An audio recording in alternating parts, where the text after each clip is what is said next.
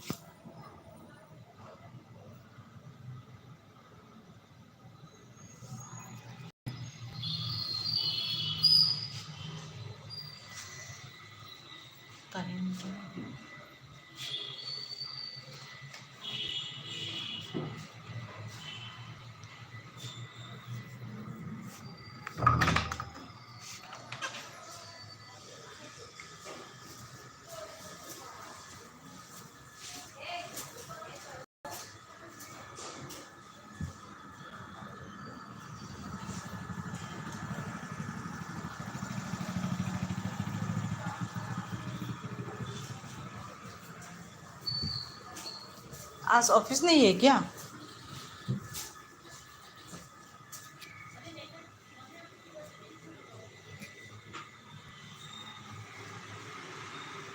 Good morning iche hai kitkido na good morning kitkido kamai tawige na nangna ingonda nangi viral video da phone number jaw ya habdo adu do kana tawdre ai lobo ngamdri hakchang edum nungai dana ne breakfast tawrabro iche hai hoi tawre ayuktane morning da noi dada hoi nganna chakra ba office da ko adugi moina tawo matam do ai sidum tahore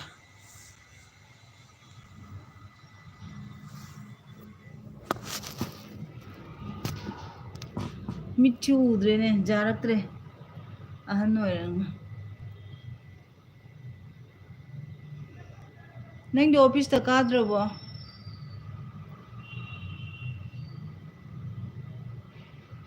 ingmuna mu banga tawba ngamdre ngasidi haibo o jam ingbra ada khoi duga akhoi sigadi ne sigadi jam ingde ba ai je dumne arum kha hawru bodo aduna masa nungai da duga ine dum free service mani aba ko adamna di ingba khotpari tawde aba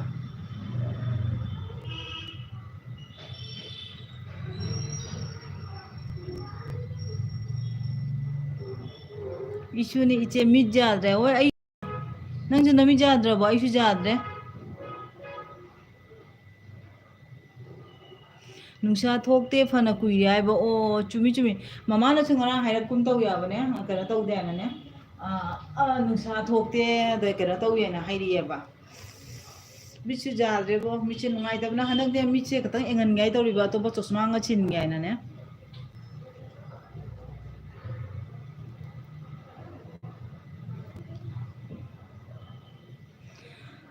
Jaifabi Huidromna hi iche haire hi hello good morning Jaifabi good morning kamai tawige ngasi ke dawri hamra ahing pung ahum degina tumba jadra bai hakchang nungaru dabdegi ne hamba hakchang je kai tino hangre ayung din hum rang am khangde tumba jadre ba adam noi bai ju office na hare gi angang jing chana hare ai thomda tawba tanna na lakpani nungairiye hayo nungayu ko ade ano faja video thangalo khambra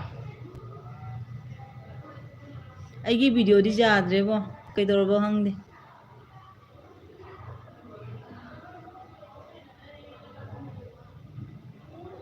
aisu kuire breakfast tawba aidi nang jangan nang ko ye dadi ki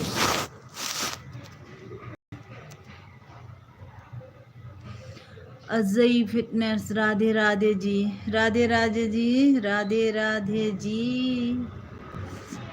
Ajay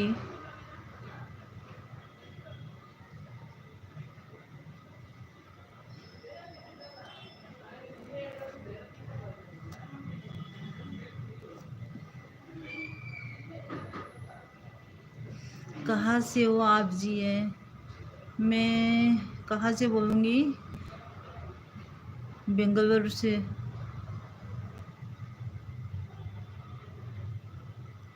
इथंता वैबना उपाय वैद्रे इचे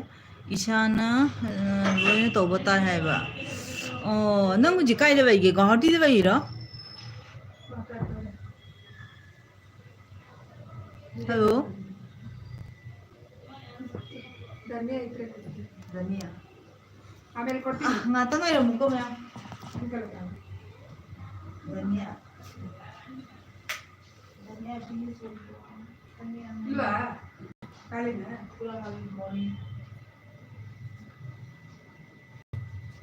धनिया finish हो गया दे दे रोटी पूरी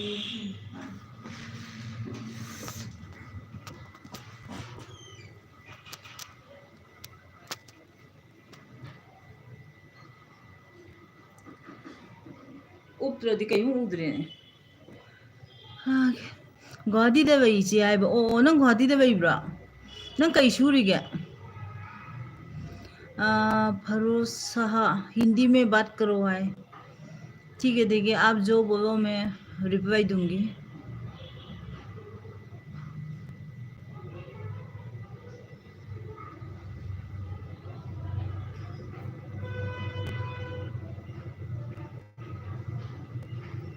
गुवाहाटी कई तौरीगे ना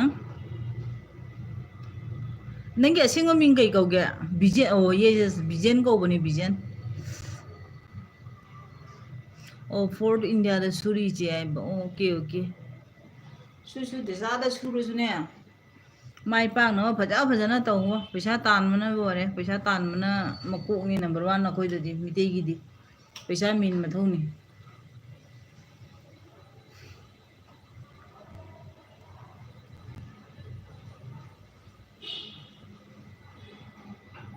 चुमी चुमी आई काउथौरे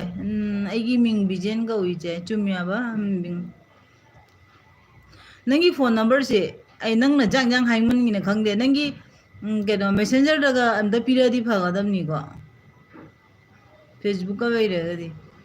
इचेना नंगी जांग जांग ngang केनो तौ ngamदेबा केचिंग तौ ngamद्रे दोइसो आई होरेन जेंगे तोकबा ngamराइना दे वारी सानागे आबको आई हाइरकी आइबो होय होय हाइरोको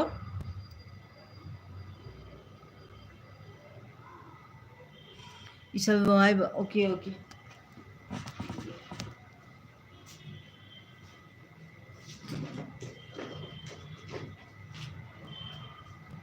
आई पीएम साइड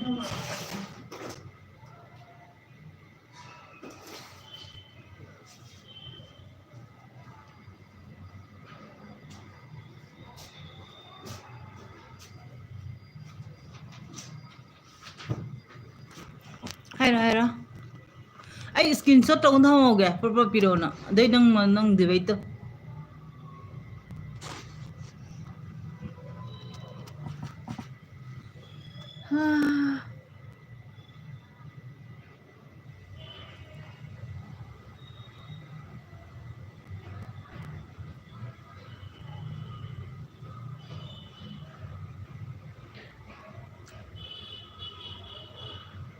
मित कसेने कनो तो मसांग मुदबदेगी कुट कुट वाओरे ई करम तौरे सिगी चश्मा से याद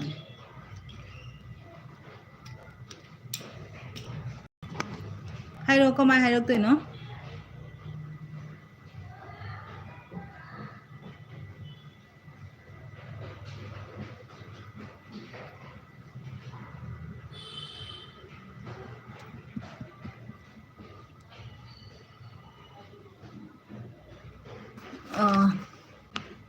निपान तरु येरुम अनि मापन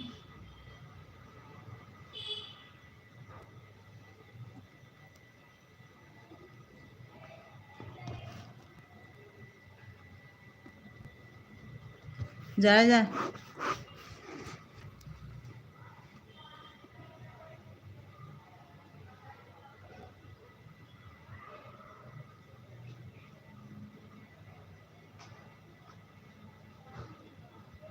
जा रहा है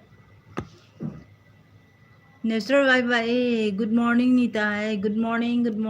नंग जौरबो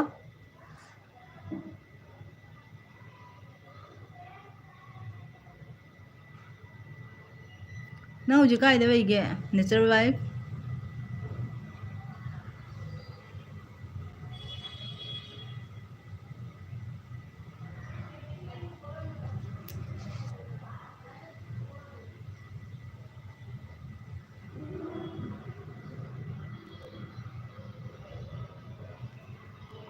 मैम आदि लाइक अमम द तौसनबिरमो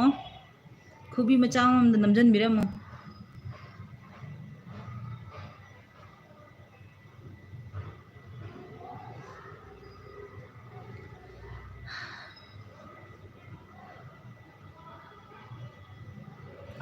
ओ इसे से कुइरा मागे बेंगलोर द वै बाय बा किट किट आई ने वेरा को से जनवरी से पूरा सही भारे अखोई से वैरुनी है ना लाको नती अब को इचान नुपी की एडमिशन की दम द लाको ने अब नुमिन मंगा तरानी की ने लागा ने इसका लागा मागी हॉस्टल द मोंग साइ का जादे का तौनो ने तौद हॉस्टल की प्रॉब्लम हो बदेगी अखोई सिगा दुम वैरा बने अब को नुई दास सिगा जॉब मम फंगे दुगेगी दुम अखोई सिगा वैरे अब को अदुदी कुइरे होय होय चहिम भारे कुइरे ꯑꯩꯒꯤ ꯏꯄꯥ ꯑꯇꯣꯝꯕꯁꯨ ꯂꯩꯌꯦꯕ ꯁꯤꯒꯀꯣ ꯑꯗꯒꯤ ꯑꯩꯈꯣꯏ ꯇꯥꯆꯧ ꯂꯩ ꯃꯌꯥꯝ ꯂꯩ ꯂꯩꯕꯕꯨꯗꯤ ꯃꯤ ꯃꯌꯥꯝ ꯑꯃ ꯂꯩꯌꯦꯕꯀꯣ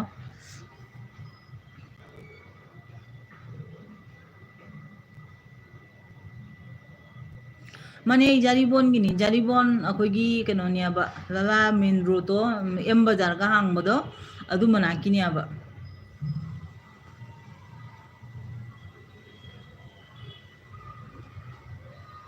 नेक्स्टने आई जारी बोनगा आदि दुम फंगनने अबको नोइना ललादा थोगसु दुम कनो तौने अब उने अब दुम पाव फाउनरगने आइगा उना जानी दुम आई दिहेक मनाकते हे टाउन मपान लैबने अबको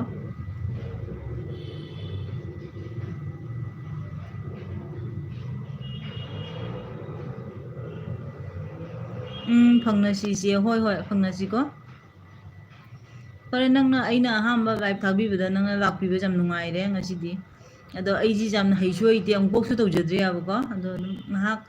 तुम्बा जादा दुको मीसु कनाम लैदबा दुकोने अइसु ngang ने दम लाक्पने अब अदो नंगना लाक्पिबा जाम नुंगाइरे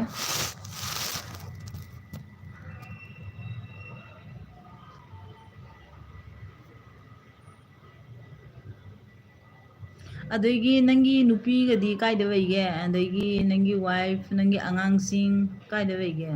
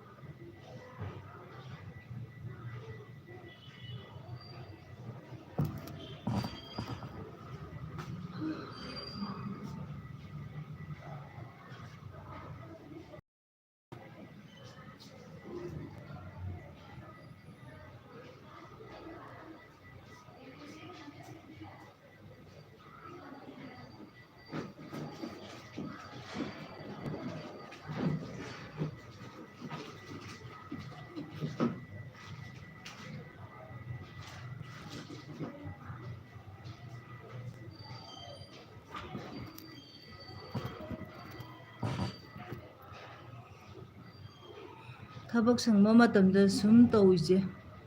आई लाकनी है ओके ओके थैंक यू लाक्पियो को मरक मरक दम आई कना तौ गया बको अदो बिजन कना तौरेने आई चिचे गिसे हमरा जारी बोना वेरिंगे मतम दुगदे व्यू जे कादे कादे आइना दुम काय बको अदो सिगला मतुंग दगी दि कै तौरबो खंगदेनी चाम का बसिबो क्याम दिना वाय दे हनिंगाय वेदिबो आई कमाय तौरबो हंगदे मतम दुगदि नोगी सुमाइना लाइफ थाना ना watch time we khoi ga chai ke hung khang pon dia ba automatic masana 1000 subscriber dai 4000 watch hour ga da su no masa ma tong da oi ni ba ko asiga la ko dagi kai toro ba khang de view bu ma boina mang re ai tan mam daw sa ya ba ai to tho si ra kai khal ba ni matang matang da ko dai su adum memory oi una ba ne ai na ne adum noi dana chai nangi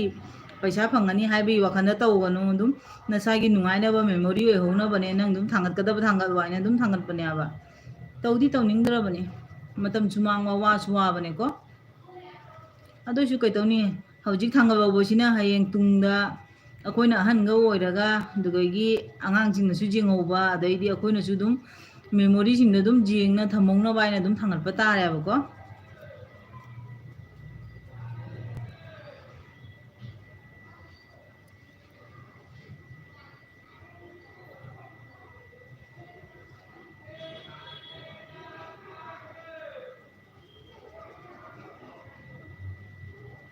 nang hujik thabak mafamda chatlaba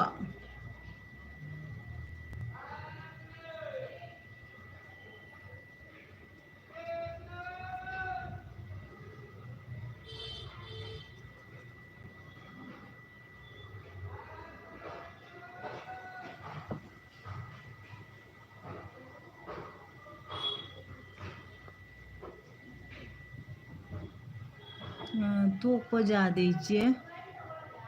ꯇꯧꯔꯨꯔꯕꯅꯤꯅ ꯃꯥꯏ ꯄꯥꯛꯅꯕ ꯍꯣꯠꯅꯁꯤ ꯍꯥꯏꯕꯀꯣ ꯆꯨꯝꯗꯤ ꯆꯨꯝꯃꯤ ꯅꯪ ꯍꯥꯏꯗ ꯆꯨꯝꯃꯤ ꯍꯥꯏꯕꯀꯣ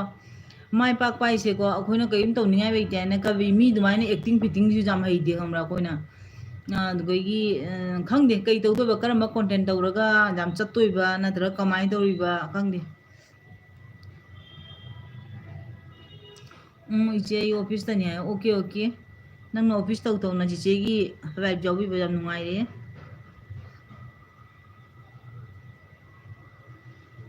ꯑꯩꯁꯨ ꯍꯟꯗꯛꯅꯦ ꯑꯩꯈꯣꯏ ꯌꯨꯝꯗ ꯐꯝꯅ ꯑꯗꯨꯝ ꯁꯨꯕ ꯊꯕꯛꯇꯣ ꯑꯗꯨ ꯁꯨꯅꯦ ꯍꯟꯗꯛ ꯈꯔꯅꯤ ꯁꯨꯗ꯭ꯔꯦ ꯃꯁꯥ ꯅꯨꯡꯉꯥꯏꯇꯕꯗꯒꯤꯅꯦ ꯅꯣꯏꯗꯥꯅ ꯈꯔꯅꯤ ꯂꯦꯞꯄꯣ ꯋꯥꯅꯕ ꯍꯥꯏꯅ ꯋꯥꯕꯗꯨꯒꯅꯦ ꯁꯨꯗꯦ ꯍꯥꯏꯕ ꯑꯗꯨꯅ ꯈꯔ ꯐ꯭ꯔꯤ ꯑꯣꯏꯔꯤꯕ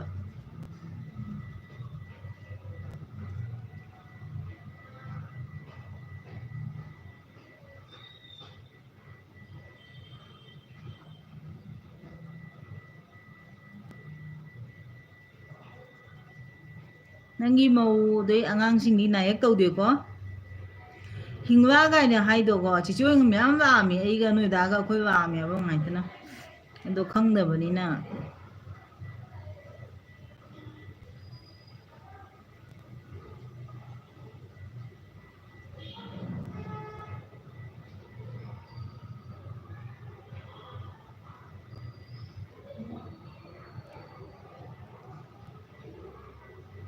ꯊꯕꯛꯇꯤ ꯋꯥꯔꯤ ꯃꯈꯥ ꯁꯥꯕꯅ ꯐꯩ ꯏꯆꯦ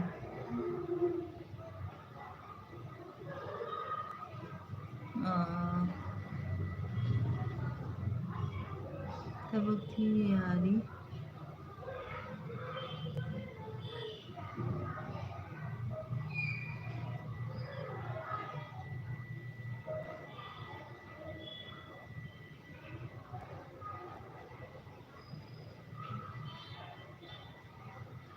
ꯑꯣ ꯊꯕꯛꯇꯤ ꯌꯥꯔꯤ ꯃꯈꯩ ꯁꯨꯕꯅ ꯐꯩ ꯏꯆꯦ ꯍꯥꯏꯕꯣ ꯑꯣ ꯑꯣꯀꯦ ꯑꯣꯀꯦ ꯍꯣꯏ ꯆꯨꯝꯃꯤ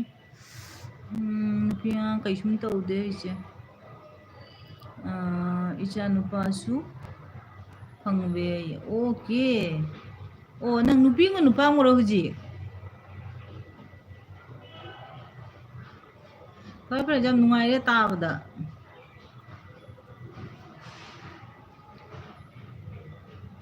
ꯑꯣꯀꯦ ꯑꯣꯀꯦ ꯌꯥꯝ ꯐꯔꯦ ꯌꯥꯝ ꯅꯨꯡꯉꯥꯏꯔꯦ ꯇꯥꯕꯗ ꯑꯩꯈꯣꯏꯗꯤ ꯆꯤꯆꯦ ꯍꯣꯏꯒꯤꯗꯤ ꯅꯨꯄꯤ ꯑꯅꯤꯅꯤ ꯂꯣꯏꯅ ꯂꯩꯁꯥꯕꯤ ꯐꯥꯔꯦ ꯅꯨꯄꯤ ꯑꯍꯟꯗꯨꯅ ꯁꯤꯒ ꯗꯣꯛꯇꯔ ꯇꯝꯃꯤ ꯑꯗꯨꯗꯒꯤ ꯑꯇꯣꯕꯤꯅ ꯁꯤꯂꯣꯡꯗ ꯀ꯭ꯂꯥꯁ 10 ꯃꯦꯇ꯭ꯔꯤꯛ ꯊꯥꯗꯣꯏꯅꯤ ꯑꯩꯈꯣꯏꯗꯤ ꯂꯣꯏ ꯆꯥꯎꯔꯦ ꯑꯗꯨꯒꯤꯗꯤ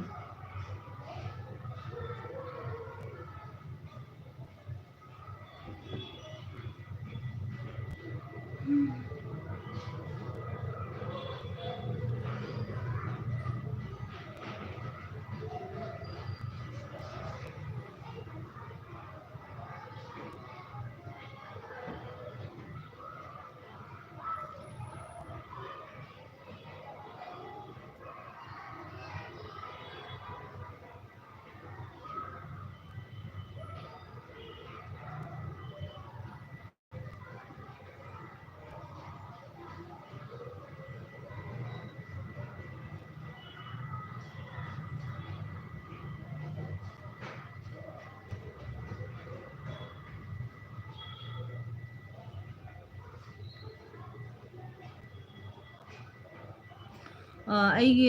ꯅꯨꯄꯤꯒꯤ ꯆꯦꯅꯦꯜꯁꯨ ꯂꯩꯕꯅꯤ ꯏꯆꯦ ꯈꯪꯕ꯭ꯔꯣ ꯈꯪꯉꯤ ꯈꯪꯉꯤ ꯑꯩꯅ ꯁꯕꯁꯀ꯭ꯔꯥꯏꯕ ꯇꯧꯕ ꯀꯨꯏꯔꯕꯅꯤ ꯑꯩꯅ ꯀꯩꯗꯩ ꯈꯪꯉꯦꯅ ꯍꯥꯏꯕꯗꯨꯒ ꯅꯪꯒꯤ ꯚꯤꯗꯤꯑꯣ ꯅꯪꯒ ꯄ꯭ꯔꯦꯡ ꯇꯧꯅꯕꯗꯣ ꯑꯗꯨꯒꯩꯒꯤ ꯈꯪꯅꯅꯦ ꯇꯧꯈꯤꯕꯅꯤ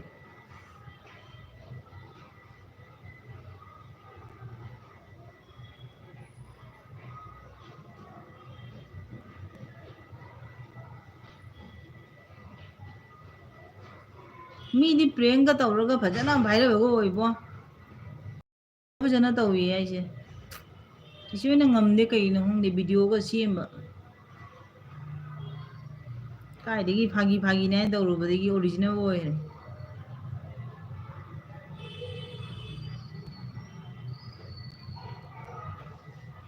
ꯃꯥꯒꯤꯁꯨ ꯚ꯭ꯌꯨ ꯗꯥꯎꯟꯅꯤ ꯏꯆꯦ ꯆꯨꯝ ꯄꯨꯝꯅꯃꯛꯀꯤ ꯑꯣꯏꯅ ꯃꯥꯜꯂꯦ ꯍꯟꯗꯛꯇ ꯑꯗꯣ ꯑꯃꯃꯝꯒꯤꯗꯤꯅꯦ ꯄꯪꯇꯧꯗ ꯗꯦꯁꯥ ꯇꯧꯔꯁꯨ ꯚ꯭ꯌꯨ ꯄꯪꯀꯥꯗ ꯀꯥꯏ ꯀꯃꯥꯏꯅ ꯇꯧꯔꯤꯕ ꯈꯪꯗꯦ ꯅꯪꯒꯤꯗꯤ ꯐꯖꯅ ꯚ꯭ꯌꯨ ꯐꯖꯩꯅꯦ ꯍꯟꯗꯛ ꯈꯔꯅꯤꯗꯤ ꯈꯪꯗꯦ ꯑꯗꯨꯝ ꯌꯥꯝ ꯍꯦꯟꯖꯤꯟꯅꯕꯨꯗꯤ ꯀꯥꯕ ꯑꯣꯏꯗꯦ ꯀꯥꯗ꯭ꯔꯒꯁꯨ ꯅꯪꯗꯤ ꯂꯦꯚꯦꯜ ꯑꯃꯗ ꯑꯗꯨꯝ ꯆꯠꯂꯤ ꯐꯩꯌꯦꯕꯀꯣ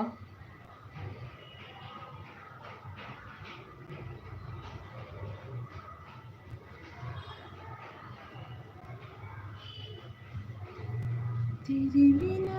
जिंदगी से कोई सिकवा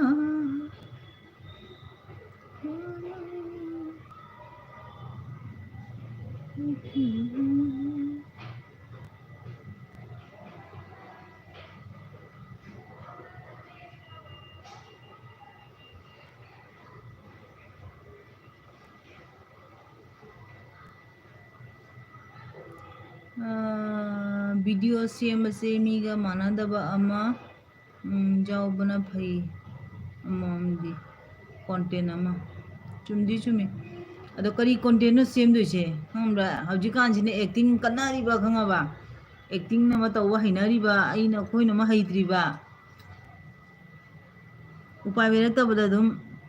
ꯆꯥꯕ ꯊꯛꯄ ꯊꯣꯡꯕ ꯊꯥꯛꯄꯗ ꯑꯗꯨꯝ ꯇꯥꯕꯅꯦ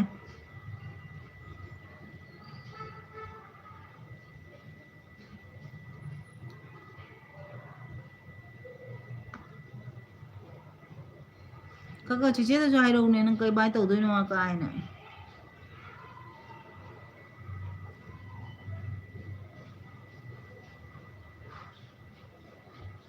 ꯑꯩ ꯂꯥꯏꯐ ꯂꯣꯏꯔꯒ ꯐꯣꯟ ꯇꯧꯔꯛꯀꯦꯕ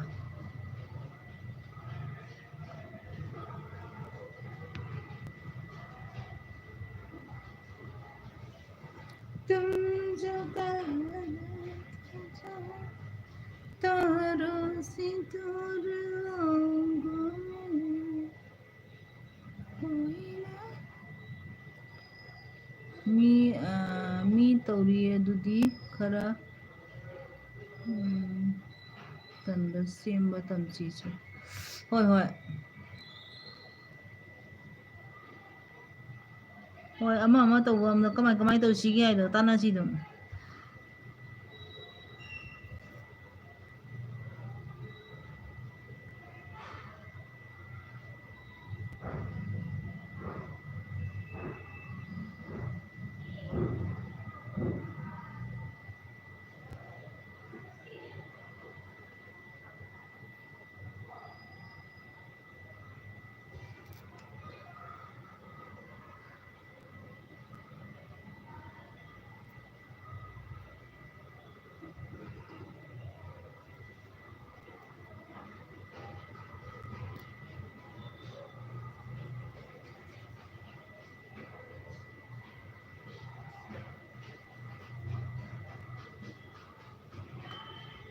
ꯑꯌꯨꯛꯁꯤ ꯊꯕꯛ ꯀꯟꯃꯟꯅ ꯃꯤꯒꯁꯦ ꯑꯝꯇ ꯂꯥꯛꯇ꯭ꯔꯦ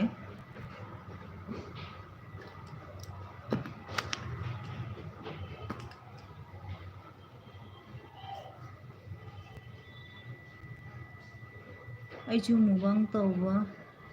ꯋꯥꯁꯛꯂꯛꯑꯦ ꯑꯩꯅ ꯄꯥꯝꯕꯗꯤ ꯀꯨꯀꯤꯡ ꯇꯧꯕꯁꯤꯅꯤ ꯍꯥꯏꯕ ꯀꯨꯀꯤꯡꯁꯦ ꯑꯩꯉꯣꯟꯗ ꯄꯛꯅꯗꯦ ꯍꯥꯏꯕ ꯑꯩꯉꯣꯟꯗ ꯆꯥꯟꯅꯗꯦ ꯍꯥꯏꯕ ꯑꯣꯀꯦ ꯑꯗꯨꯅꯦ ꯀꯩꯅꯣ ꯀꯤꯀꯦꯠ ꯆꯨꯝꯃꯦꯕ ꯕꯤꯖꯦꯟ ꯀꯨꯀꯤꯡꯗꯨꯅꯦ ꯅꯪꯅ ꯃꯨꯛꯕꯥꯡ ꯇꯧꯕꯗꯣ ꯆꯨꯝꯃꯦꯕ ꯇꯧꯋꯦꯕꯀꯣ ꯀꯨꯀꯤꯡꯗꯨꯁꯨ ꯃꯔꯛꯇ ꯑꯗꯨꯝꯅꯦ ꯃꯦꯀꯤꯡ ꯈꯇꯪꯅꯦ 하이라이트로 그냥 합쳐도 머럭머럭다수 버저버저버징도 액츄얼리 ꯅꯪꯅ ꯃꯨꯛꯕꯥꯡ ꯇꯧꯔꯤꯗꯣ ꯌꯥꯔꯕꯅꯦꯕꯀꯣ ꯐꯁꯨ ꯐꯖꯩꯌꯦꯕ ꯑꯗꯨꯗꯒꯤ ꯑꯗꯨꯝ ꯃꯔꯛ ꯃꯔꯛꯇꯅꯦ ꯅꯪꯒꯤ ꯐꯖ ꯐꯖꯕ ꯊꯣꯡꯕ ꯊꯥꯛꯄꯗꯣ ꯑꯗꯨꯝ ꯃꯆꯦꯠ ꯃꯆꯦꯠ ꯑꯗꯨꯝ 하이라이트 ꯑꯗꯨꯝ 합쳐ꯕ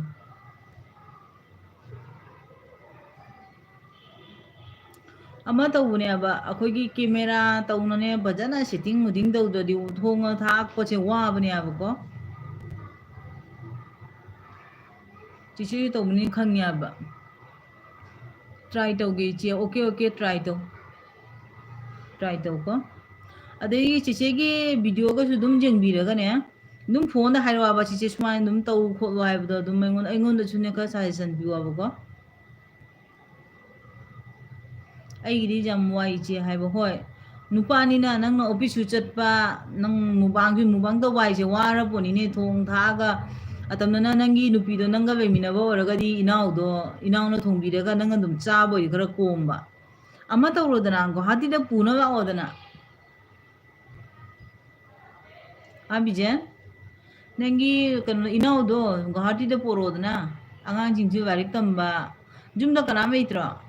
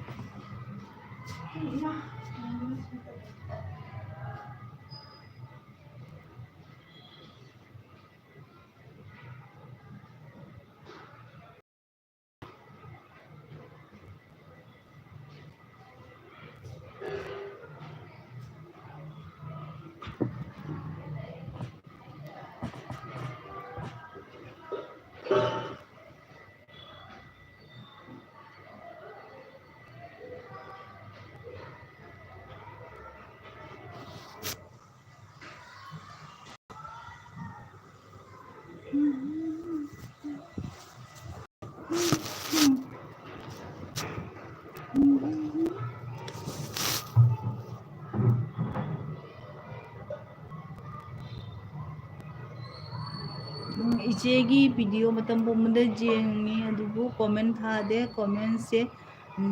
kaba je tharubda aigi comment gi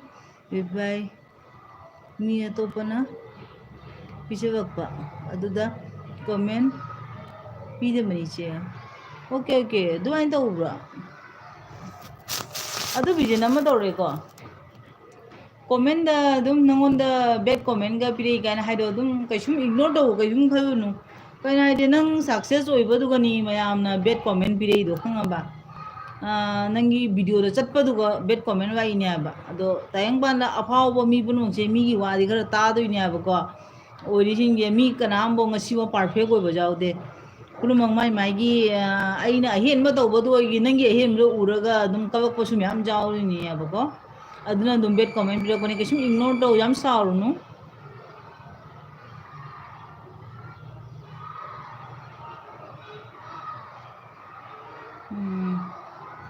chumi aduni ambo saurunu nangi success oiri me nang khalwa ba aina ngaji tawjari do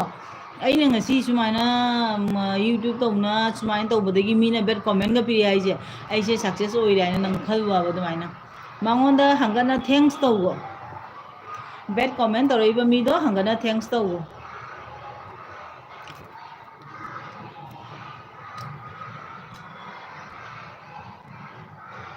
tayang banda aphaba modi ori je modi gi mathun dabo kayam mi hajar na tawri myam dunina nupi gi phibu se chanbi bane amabu to bi bane adu kashum nate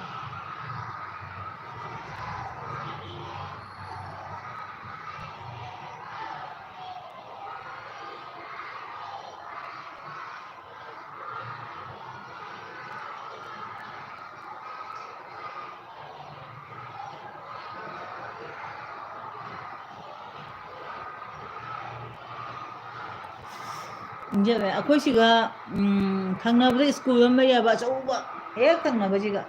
아들은 막 본지 좀 하우바 와와 라울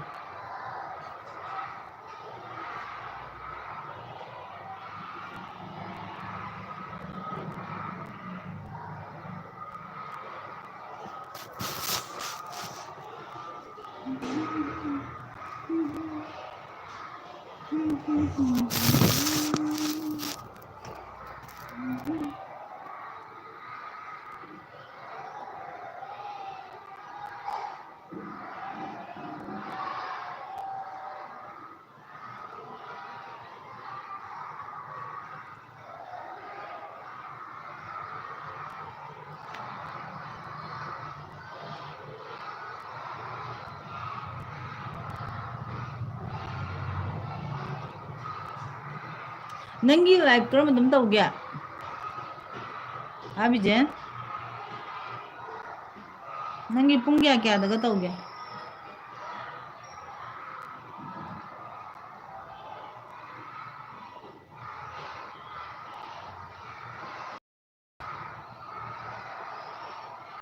Okay, nangi tau dia. Ai su tau dia ba ko. Handak nong ni kha du marak marak ka ngahang kano tau wa ne ba. Ai su tau dia ba. Ai su haina dia ba ko.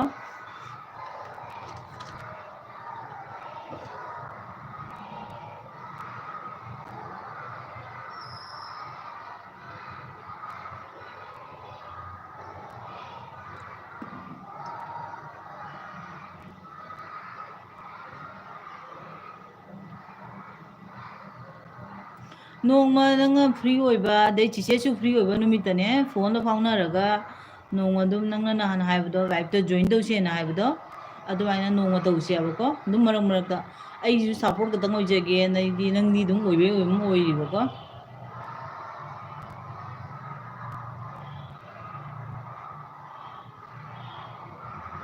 hoine marak ta dum free oiba matam da ne chichi ka dum tau se ba ko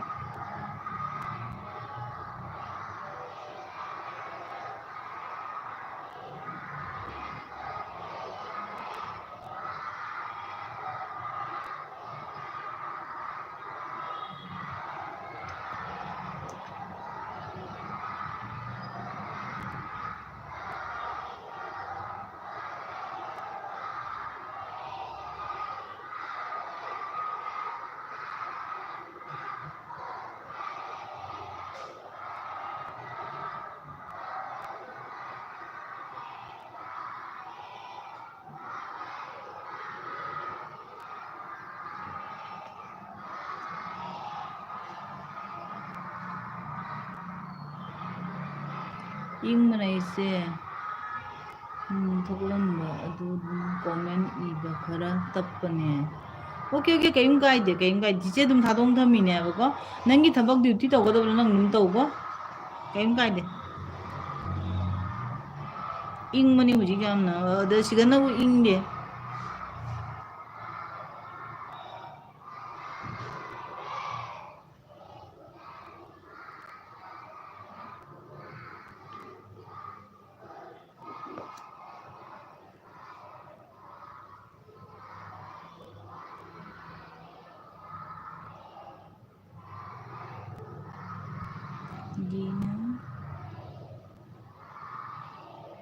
Gina please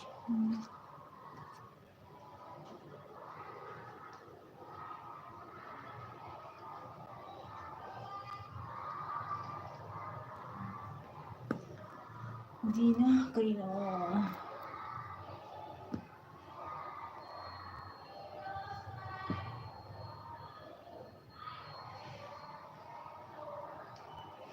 Family di jam nungaina video sengwadabni se hoi kit bijan chichen haido nang jumda kana kana baigi mama papa bairibo mama papa han oidragadi nangi kano du inau sune poraga thamardi angang ju baik tamba adai nangi su nangi kano do sembadu nungai gadabane ko mana gatang thongbiraga nanga tawjardi mana thongodo magi video da hapchaba chabaduna nangi video da hapa adumai to minaragadi haba ko mama papa bairibo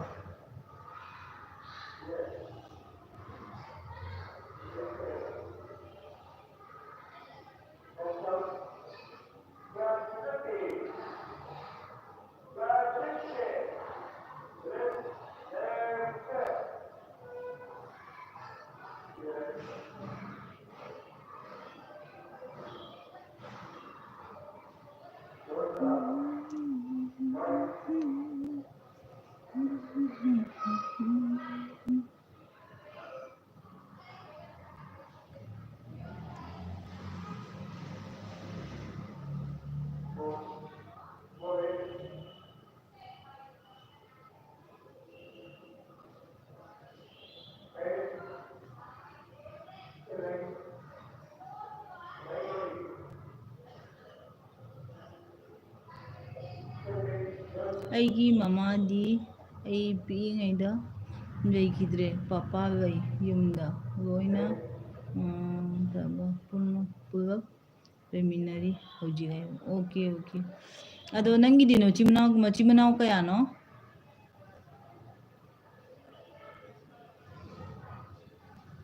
ꯅꯪꯒꯤ ꯅꯆꯤꯟ ꯏꯅꯥꯎ ꯀꯌꯥꯅꯣ ꯍꯧꯖꯤꯛ ꯅꯪꯒꯤ ꯃꯧ ꯃꯊꯣꯟ ꯇꯔꯥ ꯍꯥꯏꯕ ꯌꯨꯝꯗ ꯂꯩꯔꯤꯁꯦ ꯃꯧꯁꯦ ꯅꯪꯒꯤ ꯅꯨꯄꯤ ꯇꯔꯥ ꯍꯥꯏꯕ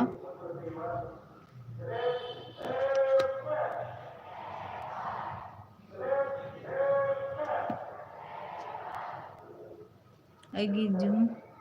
ꯇꯣꯉꯥꯟꯅ ꯁꯥꯔꯤ ꯑꯗꯨꯅ ꯐꯦꯃꯤꯂꯤ ꯑꯩꯒꯤ ꯅꯥꯛꯇ ꯂꯥꯛꯄ ꯌꯥꯗꯕ ꯑꯣꯀꯦ ꯑꯣꯀꯦ ꯌꯨꯝꯃꯨꯛ ꯁꯥꯔꯨꯔꯦꯀꯣ ꯑꯗꯨꯅ ꯌꯦꯡꯉꯣ ꯌꯨꯝꯒ ꯁꯥꯕ ꯂꯣꯏꯔꯒꯗꯤ ꯌꯨꯝꯒ ꯁꯥꯕ ꯂꯣꯏꯔꯒꯗꯤ ꯅꯣꯏꯒꯤꯗꯨꯒ ꯚꯔꯥ ꯄꯤꯕ ꯌꯥꯕ ꯑꯣꯏꯔꯁꯨ ꯄꯤꯊꯣꯛꯑꯝꯃꯒ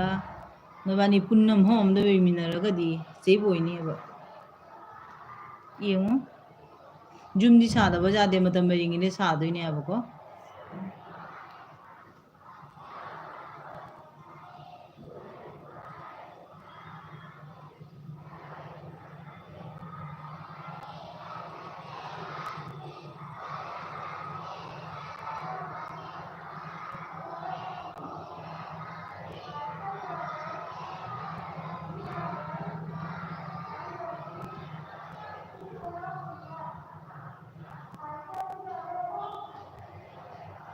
ꯑꯩꯒꯤ ꯏꯆꯤꯜ ꯏꯅꯥꯎ 5ꯅꯤ ꯅꯨꯄꯤ 2 ꯅꯨꯄꯥ 3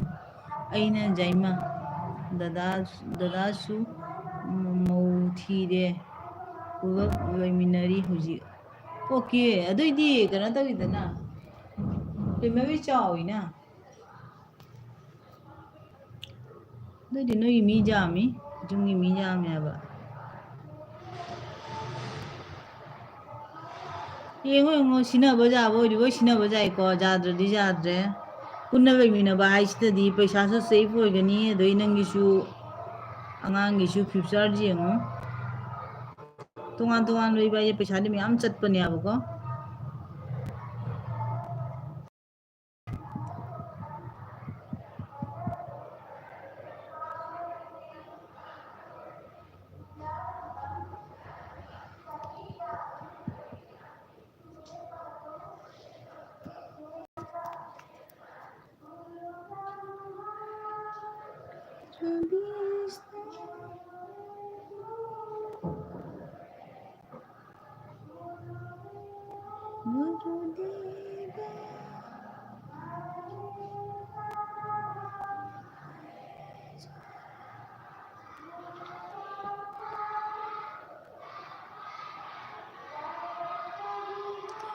ꯌꯨꯝ ꯑꯃꯗꯤ ꯁꯥꯗꯕ ꯌꯥꯗꯦ ꯏꯆꯦ ꯇꯨꯡꯒꯤ ꯈꯜꯂꯒ ꯍꯣꯏ ꯆꯨꯝꯃꯤ ꯅꯪꯅ ꯑꯉꯥꯡ ꯄꯤꯛꯏꯉꯩꯗ ꯌꯨꯝ ꯁꯥꯎꯕ ꯀꯥꯏꯅ ꯍꯥꯏꯁꯦ ꯅꯪꯒꯤꯗꯃꯛꯇ ꯌꯥꯝ ꯆꯥꯎꯕ ꯀꯩꯅꯣꯅꯦꯕꯀꯣ ꯑꯉꯥꯡ ꯄꯤꯛꯏꯉꯩꯗꯗꯤꯅꯦ ꯇꯧꯒꯗꯕꯗꯣ ꯅꯪꯒꯤ ꯇꯧꯐꯝ ꯊꯣꯛꯄꯁꯤꯡꯗꯣ ꯂꯣꯏ ꯇꯧꯍꯧꯕ ꯑꯗꯨꯗꯒꯤ ꯑꯉꯥꯡ ꯆꯥꯎꯔꯀꯥꯟꯗꯗꯤ ꯉꯝꯃꯣꯏꯑꯕꯀꯣ ꯂꯥꯏꯔꯤꯛ ꯇꯝꯕ ꯑꯗꯨ ꯇꯧꯕ ꯇꯧꯕꯗꯅꯦ ꯉꯝꯃꯣꯏꯑꯕ ꯑꯗꯣ ꯑꯉꯥꯡ ꯄꯤꯛꯏꯉꯩꯗ ꯅꯪꯅ ꯁꯥꯍꯧꯔꯤꯗꯣ ꯌꯥꯝ ꯐꯔꯕꯅꯤ ꯏꯆꯦꯒꯤ ꯋꯥꯈꯜ ꯃꯇꯨꯡ ꯏꯟꯅꯅꯦ ꯀꯣ ꯌꯥꯝ ꯐꯔꯦ ꯑꯉꯥꯡꯁꯤꯡ ꯄꯤꯛꯏꯉꯩꯗ ꯅꯪꯅ ꯌꯨꯝꯒ ꯁꯥꯖꯍꯧꯕ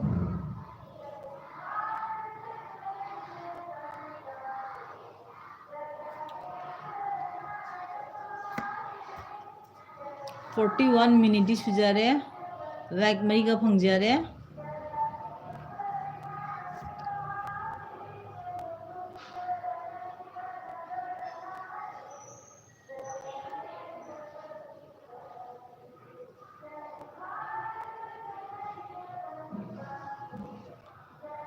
ꯑꯩꯅ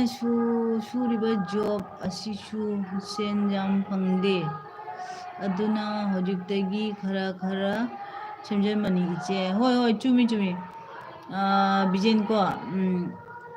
ꯑꯩꯒꯤ ꯆꯤꯆꯦꯒꯤ ꯋꯥꯈꯜ ꯃꯇꯨꯡ ꯏꯟꯅ ꯅꯣꯏ ꯗꯗꯥꯅ ꯑꯗꯨꯝ ꯃꯇꯝ ꯄꯨꯝꯕꯗ ꯍꯥꯏꯌꯦꯕꯀꯣ ꯁꯦꯟ ꯇꯥꯟꯕꯅꯅꯦ ꯄꯩꯁꯥꯁꯦ ꯌꯥꯝꯅ ꯇꯥꯜꯂꯒꯁꯨ ꯁꯦꯝꯖꯤꯟꯕ ꯍꯩꯇ꯭ꯔꯒꯗꯤ ꯄꯩꯁా ꯄꯥꯏꯕ ꯑꯣꯏꯗꯦꯕꯀꯣ ꯑꯗꯣ ꯄꯩꯁꯥꯁꯦ ꯈꯇꯪ ꯇꯥꯜꯂꯒꯁꯨ ꯄꯩꯁꯥꯁꯦ ꯊꯝꯖꯤꯟꯕ ꯉꯝꯕꯗꯣ ꯄꯩꯁా ꯁꯦꯚ ꯇꯧꯕ ꯍꯩꯕ ꯑꯗꯨꯗꯒꯤ ꯄꯩꯁꯥ ꯇꯨꯡꯁꯤꯟꯕ ꯍꯩꯕꯗꯣ ꯑꯗꯨꯅ ꯄꯩꯁꯥ ꯄꯥꯏꯒꯅꯦꯅ ꯍꯥꯏꯌꯦꯕꯀꯣ ꯑꯗꯣ ꯅꯣꯏꯗꯥꯗꯤ ꯉꯥꯏꯇꯅ ꯃꯇꯝ ꯄꯨꯝꯅꯃꯛꯇ ꯍꯥꯏꯌꯦꯕ ꯆꯤꯆꯦꯁꯦ ꯈꯤꯇꯪ ꯃꯈꯨꯠꯁꯨ ꯆꯥꯎꯋꯦꯕꯀꯣ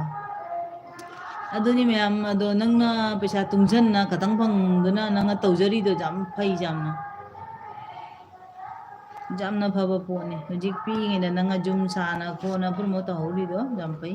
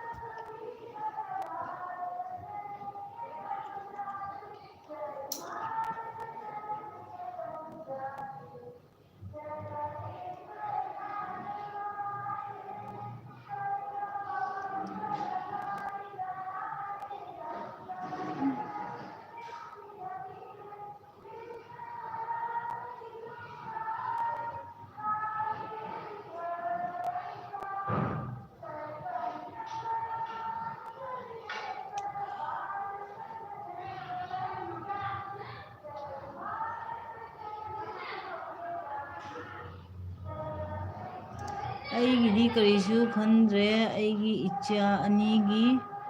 ꯃꯤꯡꯗ ꯊꯥꯒꯤ ꯈꯔ ꯈꯔ ꯊꯝꯖꯩ ꯏꯆꯦ ꯑꯊꯔꯒꯤ ꯆꯨꯝꯃꯤ ꯅꯪꯅ ꯇꯧꯔꯤꯗꯣ ꯌꯥꯝꯅ ꯆꯨꯝꯕ ꯀꯩꯅꯣꯅꯤ ꯑꯗꯨꯃꯥꯏꯅ ꯄꯤꯛꯏꯉꯩꯗꯒꯤ ꯍꯧꯖꯤꯛꯀꯥꯟꯗꯗꯤ ꯖꯤꯔꯣ ꯑꯦꯖꯇꯒꯤ ꯑꯉꯥꯡꯁꯤꯡꯒꯤ ꯏꯟꯁꯨꯔꯦꯟꯁ ꯀꯔꯤ ꯀꯔꯥꯡ ꯊꯝꯕ ꯈꯣꯠꯄ ꯄꯨꯝꯅꯃꯛ ꯇꯧꯔꯤꯗꯨꯅꯤꯀꯣ ꯍꯧꯖꯤꯛꯀꯥꯟꯗꯤ ꯄꯤꯔꯤꯗꯨꯅꯤ ꯑꯗꯣ ꯊꯝꯃꯤꯗꯣ ꯌꯥꯝ ꯐꯩꯌꯦꯕꯀꯣ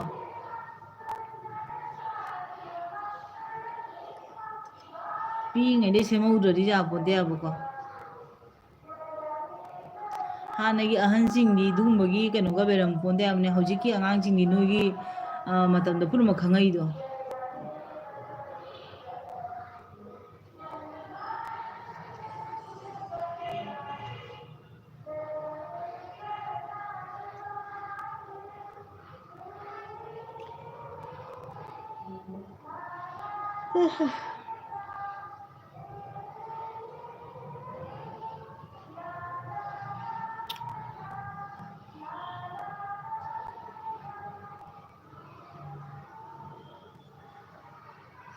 ꯑꯩꯈꯣꯏꯗꯤ ꯌꯥꯝ ꯋꯥꯅ ꯍꯤꯡꯉꯤ ꯍꯥꯏꯇꯥꯔꯦ ꯏꯆꯦ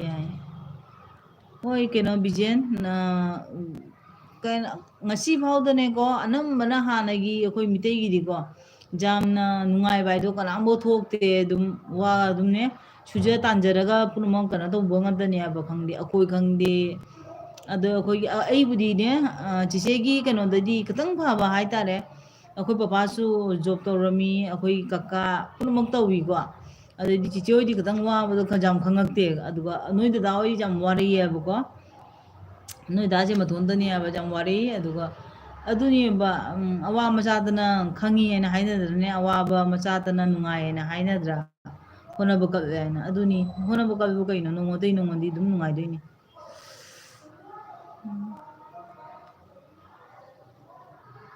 ꯅꯪꯅ ꯉꯁꯤ ꯋꯥꯅ ꯍꯤꯡꯉꯛꯄꯒꯤꯅꯦꯕ ꯅꯪ ꯍꯧꯖꯤꯛ ꯑꯉꯥꯡꯁꯤꯡ ꯑꯁꯤ ꯑꯁꯤ ꯌꯨꯝ ꯁꯥꯕꯩ ꯃꯊꯧ ꯇꯥꯏ ꯍꯥꯏꯅꯅꯦ ꯅꯪꯅ ꯇꯧꯔꯤꯗꯣꯅꯦ ꯑꯗꯨ ꯅꯪꯅ ꯈꯪꯉꯛꯄꯒꯤꯅꯦꯕ ꯇꯧꯔꯤꯗꯣ ꯍꯧꯖꯤꯛꯀꯥꯟꯁꯤꯗꯤ ꯃꯤꯇꯩ ꯃꯆꯥꯗꯗꯤ ꯍꯥꯏꯕꯨꯗꯤ ꯍꯥꯏꯅꯤꯡꯗ꯭ꯔꯦꯕꯀꯣ ꯃꯤꯇꯩ ꯃꯆꯥꯉꯩꯗꯤ ꯄꯨꯝꯅꯃꯛ ꯕꯦꯀꯥꯔ ꯑꯗꯨꯃꯥꯏꯅ ꯇꯧꯔꯤꯗꯨꯅꯦꯕ ꯃꯃꯥ ꯃꯄꯥꯒꯤ ꯀꯩꯅꯣꯗꯒꯤ ꯄꯣꯀꯦꯠꯇꯒꯤ ꯆꯥ ꯈꯣꯠꯅ ꯇꯧꯔꯒꯅꯦ ꯇꯧꯅꯔꯤꯁꯤꯅꯤ ꯍꯧꯖꯤꯛꯀꯥꯟꯗ ꯅꯤꯄꯥ ꯃꯆꯥ ꯃꯌꯥꯝ ꯑꯃ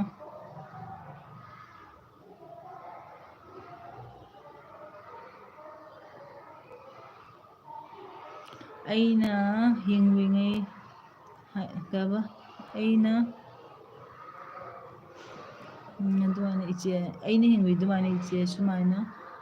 ꯍꯤꯡꯕ ꯄꯥꯝꯗꯦ ꯏꯆꯦ ꯍꯣꯏ ꯅꯪꯅ ꯋꯥꯔꯛꯄꯗꯨꯒ ꯅꯪꯗꯨ ꯍꯥꯏꯔꯤꯅꯦꯕ ꯁꯨꯃꯥꯏꯅ ꯍꯤꯡꯕ ꯄꯥꯝꯗꯦ ꯍꯥꯏꯅ ꯑꯗꯨ ꯅꯪ ꯃꯇꯝ ꯃꯌꯥꯝ ꯂꯩꯔꯤ ꯅꯪꯗꯤ ꯑꯉꯥꯡꯅꯤ ꯀꯩꯅꯣ ꯍꯣꯠꯅꯈꯤꯅꯤꯅ ꯃꯌꯥꯝ ꯑꯃ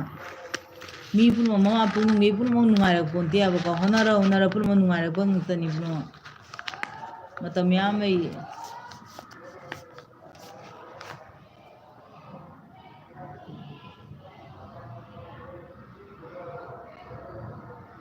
ꯏꯆꯥ ꯍꯥꯏꯕꯅꯤ ꯏꯆꯦ ꯑꯣꯀꯦ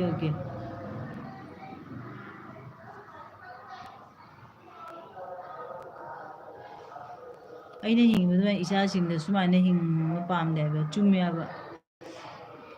ꯃꯃꯥ ꯃꯄꯥꯅ ꯃꯆꯥ ꯄꯨꯝꯅꯃꯛꯁꯦ ꯑꯗꯨꯝ ꯑꯩꯉꯣꯟꯗ ꯍꯦꯟꯕꯗꯨꯗꯅꯦꯕ ꯈꯟꯅꯔꯤꯁꯦꯀꯣ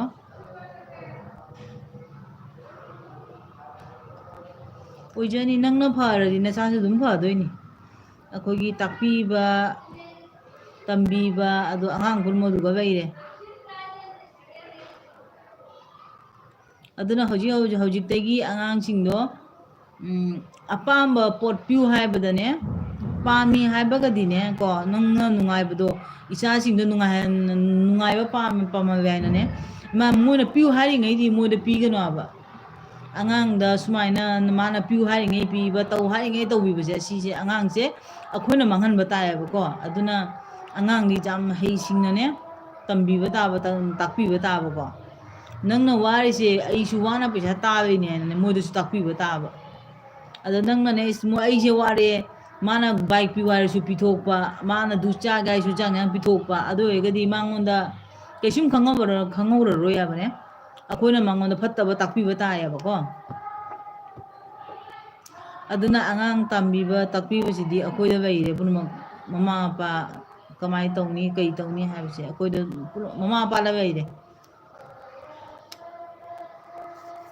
ꯑꯉꯥꯡ ꯍꯥꯏꯁꯦ ꯄꯨꯡꯗꯩ ꯀꯅꯥꯝ ꯐꯠꯇꯅ ꯄꯣꯛꯂꯛꯄꯣꯟꯗꯦꯀꯣ ꯄꯣꯛꯂꯛꯑꯀꯥꯟꯗ ꯀꯣꯟꯅ ꯌꯨꯝꯗꯒꯤ ꯀꯩꯅꯣ ꯂꯩꯀꯥꯏꯗꯒꯤ ꯑꯗꯨꯗꯒꯤ ꯃꯃꯥ ꯃꯄꯥꯒꯤ ꯕꯦꯕꯥꯔ ꯅꯤꯇꯤ ꯅꯤꯌꯣꯝꯗꯒꯤ ꯄꯨꯝꯅꯃꯛ ꯇꯝꯅꯔꯤ ꯉꯥꯛꯇꯅꯤ ꯄꯨꯝꯅꯃꯛ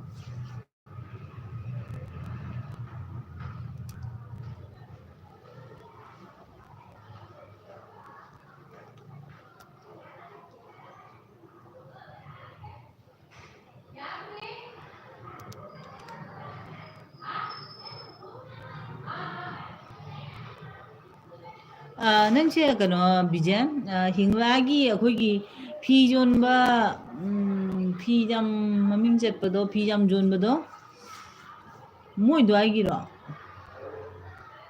ꯀꯩꯀꯩ ꯃꯃꯤꯡꯅꯣ ꯀꯥꯎꯔꯦꯅꯦ ꯐꯤ ꯌꯣꯟꯕ ꯑꯆꯧꯕ ꯍꯣꯜꯁꯦꯂꯔ ꯑꯅꯤꯈꯛ ꯂꯩꯕꯅꯤꯅꯦ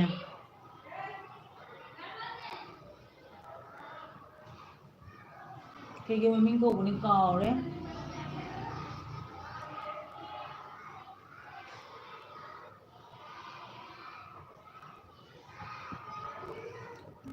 ꯕꯨꯡꯉꯣ ꯒꯣꯄꯥꯜ ꯌꯦꯁ ꯕꯨꯡꯉꯣ ꯒꯣꯄꯥꯜ ꯎꯝ ꯃꯣꯏ ꯑꯗꯨꯋꯥꯏꯒꯤꯔꯣ ꯆꯤꯆꯦꯗꯤ ꯕꯨꯡꯉꯣ ꯒꯣꯄꯥꯜꯒꯤꯗꯣ ꯉꯥꯏꯇ ꯂꯥꯛꯑꯃꯤꯅꯦ ꯐꯤ ꯂꯩꯕ ꯂꯧꯕ ꯂꯥꯛꯑꯃꯤ ꯍꯥꯟꯅ ꯌꯥꯝꯅ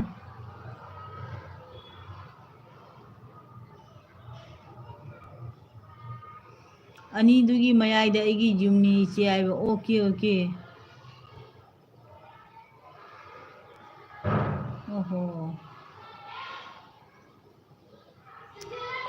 ꯅꯪ ꯅꯣꯏꯒꯤ ꯍꯤꯡꯂꯥꯗꯒꯤꯅꯤꯅꯦ ꯑꯩꯈꯣꯏ ꯕꯕꯥꯗ ꯚꯔꯥ ꯂꯩꯌꯦꯕꯀꯣ ꯅꯕ ꯀꯤꯁꯣꯔ ꯀꯧꯌꯦꯕꯀꯣ ꯃꯥꯏ ꯃꯆꯥꯅꯨꯄꯥꯗꯨꯁꯨ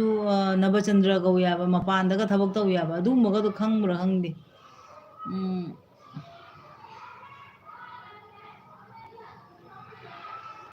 ꯍꯤꯡꯂꯥꯒꯤꯗꯤ ꯃꯤ ꯃꯌꯥꯝ ꯑꯃ ꯑꯩꯈꯣꯏ ꯁꯣꯝꯗ ꯂꯩꯅ ꯖꯥꯔꯤꯄꯣꯟꯗ ꯀꯗꯥꯏ ꯀꯗꯥꯏꯒꯤꯅꯣꯗꯤ ꯈꯪꯗ꯭ꯔꯦ ꯑꯗꯣ ꯂꯩꯗꯤ ꯂꯩ ꯃꯌꯥꯝ ꯑꯃ ꯍꯤꯡꯂꯥꯒꯤ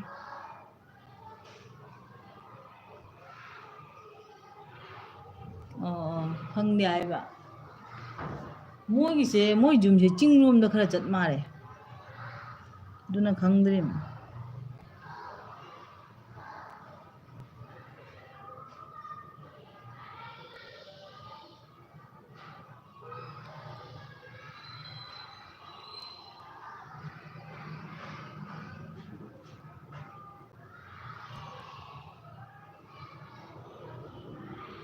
ꯖꯥꯔꯤꯄꯣꯟꯒꯤꯁꯨ ꯃꯌꯥꯝ ꯂꯩ ꯑꯩꯈꯣꯏꯗꯨꯗ ꯍꯣꯏ ꯂꯩꯕꯅꯤ ꯍꯤꯡꯂꯥꯒ ꯑꯩꯈꯣꯏ ꯁꯣꯝꯒꯁꯦ ꯌꯥꯝꯅ ꯂꯧꯊꯣꯛ ꯂꯧꯁꯤꯟ ꯌꯥꯝ ꯇꯧꯕꯅꯦꯕ ꯃꯤ ꯃꯌꯥꯝ ꯂꯩꯅꯕꯅꯤ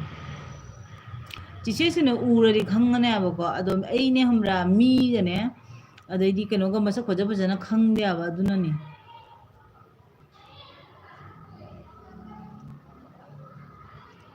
ꯆꯤꯆꯦꯁꯨ ꯖꯥꯔꯤꯄꯣꯟꯗꯅꯦ ꯆꯥꯎꯔꯛꯑꯁꯨ ꯍꯥꯏꯕꯀꯣ ꯃꯄꯥꯟꯗꯅ ꯈꯔ ꯅꯝꯅ ꯂꯩꯔꯤꯑꯕꯀꯣ ꯑꯗꯨꯅ ꯃꯤꯁꯤꯡꯁꯦ ꯌꯥꯝ ꯃꯁꯛ ꯈꯪꯗ꯭ꯔꯦ ꯑꯗꯣ ꯖꯥꯔꯤꯄꯣꯟꯁꯨ ꯐꯖꯅ ꯀꯣꯏꯗ꯭ꯔꯤꯑꯕꯀꯣ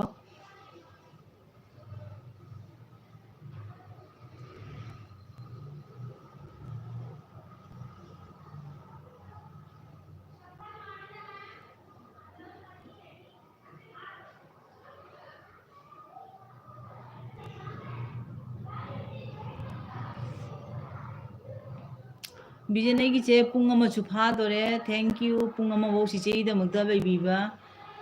ꯀꯅꯥꯝꯁꯨ ꯂꯥꯛꯇ꯭ꯔꯦ ꯉꯁꯤꯗꯤꯀꯣ. ꯑꯗꯣ ꯅꯪꯅ ꯋꯥꯔꯤ ꯁꯥꯟꯅꯕꯁꯨ ꯌꯥꯝ ꯅꯨꯡꯉꯥꯏꯔꯦ.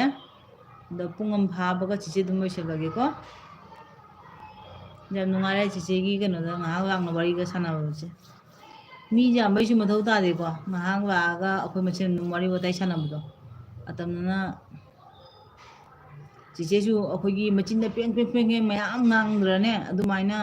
ꯉꯥꯡꯕ ꯈꯣꯠꯄꯁꯨ ꯌꯥꯝ ꯍꯩꯇꯦ ꯍꯥꯏꯕꯀꯣ. ꯉꯥꯡꯕ ꯇꯟꯕ ꯍꯥꯏꯇꯥꯔꯦ ꯈꯪꯗꯦ. 53 ꯃꯤꯅꯤꯠꯇꯤ ꯐꯥꯔꯦ.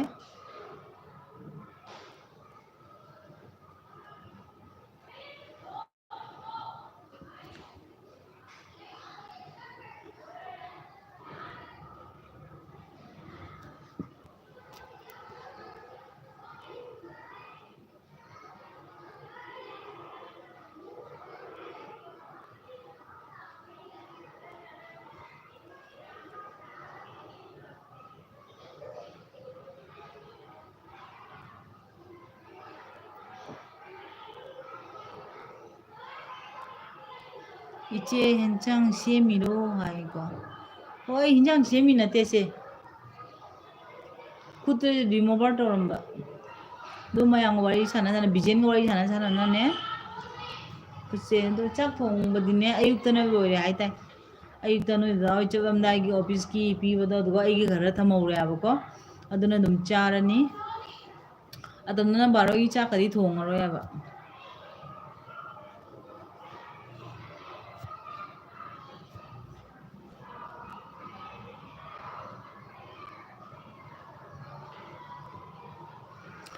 ꯑꯩꯁꯨ ꯅꯤ ꯏꯆꯦ ꯑꯩꯁꯨ ꯄꯤꯛꯂꯤꯉꯩꯗꯒꯤ ꯃꯄꯥꯟꯗ ꯑꯅꯝꯕ ꯂꯩꯔꯛꯏ ꯈꯨꯟꯗ ꯂꯩꯒꯟꯗꯦ ꯍꯥꯏꯕ okay okay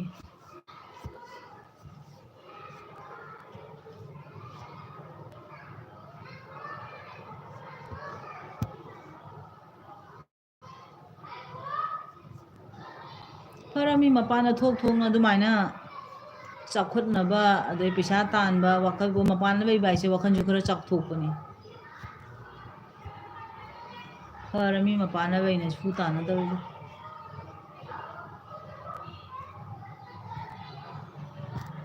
okay okay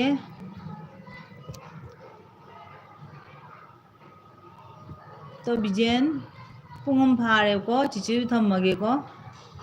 नंगना चिचेगी life बोई फाउबा बेबीबा जाम नुंगाइरे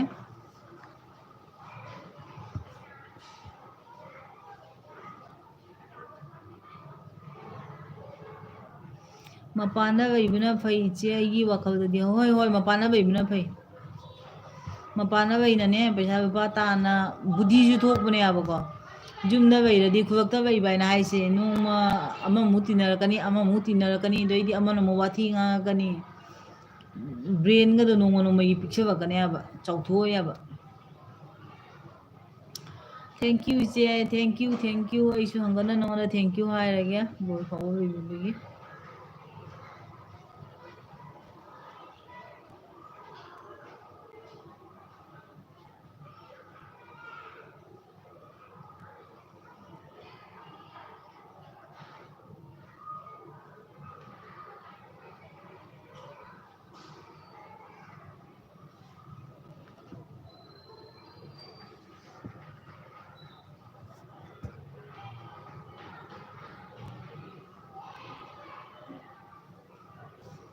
खुलक्ता लैबा हाइसदी वाथी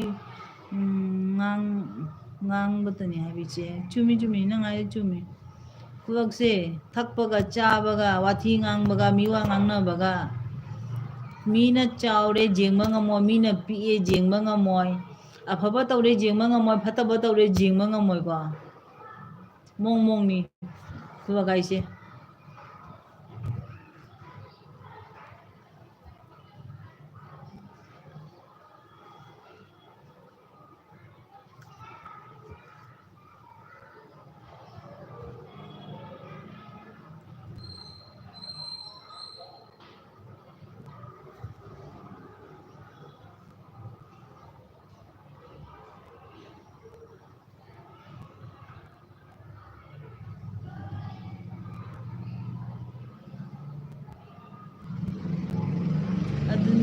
ꯑꯩꯒꯤ ꯅꯨꯄꯤꯗ ꯕꯤꯖꯤ ꯑꯣꯏꯅꯕ ꯊꯕꯛ ꯑꯃ ꯄꯤꯅ ꯁꯨꯝ ꯊꯝꯕꯤ ꯄꯩꯁꯥꯁꯨ ꯊꯣꯛꯄ ꯋꯥꯏꯇꯤꯁꯨ ꯄꯥꯏꯌꯨ ꯐꯤꯁꯨ ꯐꯤꯁꯨ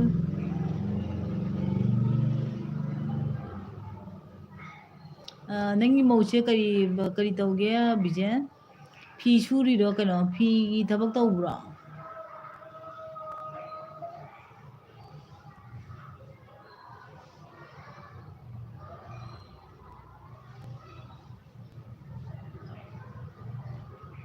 ꯐꯤꯁꯨ ꯇꯥꯏꯌꯨ ꯍꯥꯏꯕꯀꯣ ꯑꯣꯀꯦ ꯑꯣꯀꯦ ꯃꯥ ꯇꯩꯂꯔꯤꯡ ꯍꯩꯔꯝꯒꯅꯤ ꯑꯗꯨꯗꯤ ꯐꯔꯝꯃꯅꯤ ꯏꯁꯥꯅ ꯑꯃꯈꯛ ꯇꯧꯅ ꯑꯗꯨꯝ ꯂꯩꯗꯣ ꯐꯔꯕꯅꯤ ꯏꯁꯥꯒꯤ ꯈꯨꯠꯀꯤ ꯃꯍꯩ ꯍꯥꯏꯁꯦ ꯌꯥꯝ ꯐꯗꯤ ꯐꯩꯌꯦꯕꯀꯣ ꯈꯨꯠꯀꯤ ꯃꯍꯩ ꯍꯩꯕꯁꯦ ꯌꯥꯝ ꯐꯩ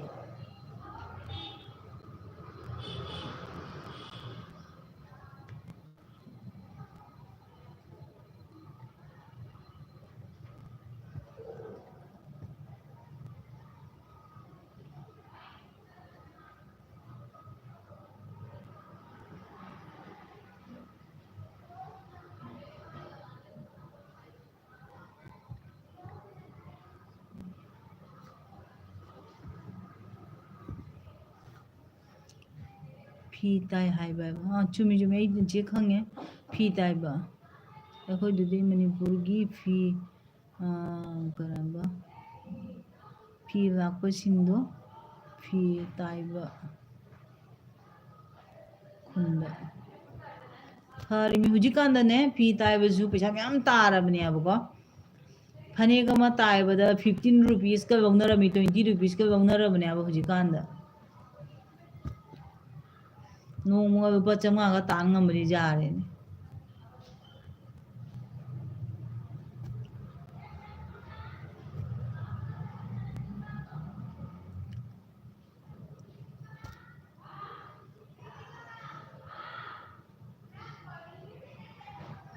ꯍꯤꯡꯂꯥꯗꯤ ꯃꯅꯤꯄꯨꯔꯒꯤ ꯑꯗꯨꯃꯥꯏꯅ ꯇꯧꯔꯦꯅꯦ ꯄꯨꯔꯥ ꯐꯤꯅꯅꯦ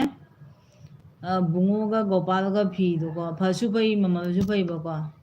ꯄꯨꯔꯥ ꯁꯦꯀꯦꯟ ꯃꯅꯤꯄꯨꯔ ꯑꯗꯨꯃꯥꯏꯅ ꯇꯧꯔꯦ ꯐꯤꯒꯤꯗꯤ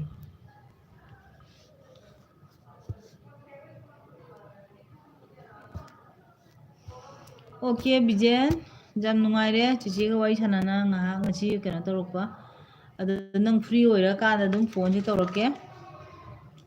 ꯀꯔꯝꯕ ꯃꯇꯝꯗ ꯐ꯭ꯔꯤ ꯑꯣꯏꯗꯣꯏꯅꯣ ꯑꯗꯨꯝ ꯐꯣꯟ ꯇꯧꯔꯛꯀꯦ ꯋꯥꯔꯤ ꯁꯥꯟꯅꯁꯦꯕꯀꯣ ꯑꯩ ꯍꯧꯖꯤꯛ ꯊꯝꯃꯒꯦꯀꯣ ꯂꯥꯏꯐꯁꯦ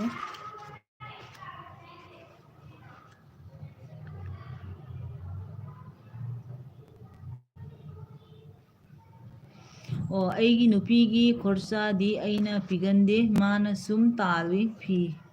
ꯀꯩꯅꯣꯒ ꯇꯥꯏꯔꯒ ꯍꯥꯏꯕ ꯌꯥꯝ ꯐꯕ ꯋꯥꯔꯤꯅꯤ ꯑꯗꯨꯗꯣ ꯃꯁꯥꯅ ꯃꯁꯥ ꯇꯧꯖꯗꯅꯅꯦ ꯊꯣꯛꯏꯗꯣ ꯃꯥ ꯃꯁꯥꯃꯛꯁꯨꯅꯦ ꯅꯨꯡꯉꯥꯏꯔꯝꯗꯣꯏꯅꯦꯕ ꯏꯁꯥ ꯄꯩꯁꯥ ꯊꯣꯛꯄ ꯒꯥꯏꯁꯦ ꯅꯨꯡꯉꯥꯏꯕꯅꯦꯕꯀꯣ ꯆꯤꯆꯦꯁꯨ ꯑꯗꯨꯝ ꯁꯤꯒ ꯂꯥꯛꯑꯒꯅꯦꯀꯣ ꯑꯩꯈꯣꯏ ꯐꯦꯛꯇ꯭ꯔꯤꯒꯤ ꯐꯤꯁꯦ ꯇꯦꯛ ꯀꯝꯄꯦꯅꯤꯒꯤ ꯇꯦꯛ ꯄꯥꯟꯕꯒꯁꯦꯀꯣ ꯆꯤꯆꯦꯁꯨ ꯑꯗꯨꯝ ꯄꯥꯟꯕꯤꯌꯦꯕ ꯑꯗꯣ ꯌꯨꯝꯗ ꯄꯣꯔꯛꯑꯒ ꯄꯤꯔꯝꯒꯅꯤ ꯃꯣꯏꯒꯤ ꯃꯤ ꯂꯥꯛꯑꯒ ꯑꯗꯨꯗꯒꯤ ꯑꯩꯈꯣꯏꯅ ꯇꯧꯔꯒ ꯑꯗꯨꯝ ꯄꯤꯈꯤꯕꯅꯦꯀꯣ ꯑꯗꯨꯝ ꯊꯥ ꯑꯃꯗ ꯂꯨꯄꯥ 5,000-6,000 ꯑꯗꯨꯝ ꯇꯥꯟ ꯉꯝꯃꯦꯕꯀꯣ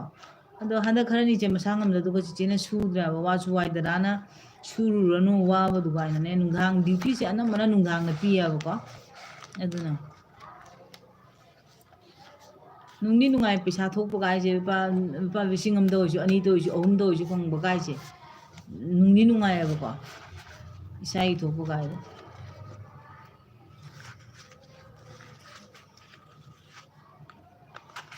ꯑꯦꯅꯤ ꯇꯥꯏꯝ ꯁꯨꯝ ꯇꯧꯔꯛꯄ ꯌꯥꯒꯅꯤ ꯏꯆꯦ ꯍꯥꯏꯕ ꯑꯣꯀꯦ ꯑꯣꯀꯦ ꯆꯤꯆꯦ ꯅꯝꯕꯔꯁꯦ ꯀꯩꯅꯣꯅ ꯂꯣꯏꯕꯅꯦꯕ 58ꯅ ꯂꯣꯏꯕꯅꯦꯕꯀꯣ ꯆꯤꯆꯦ ꯑꯗꯨꯝ ꯇꯧꯔꯛꯀꯦ ꯅꯪ ꯌꯥꯕꯗꯣ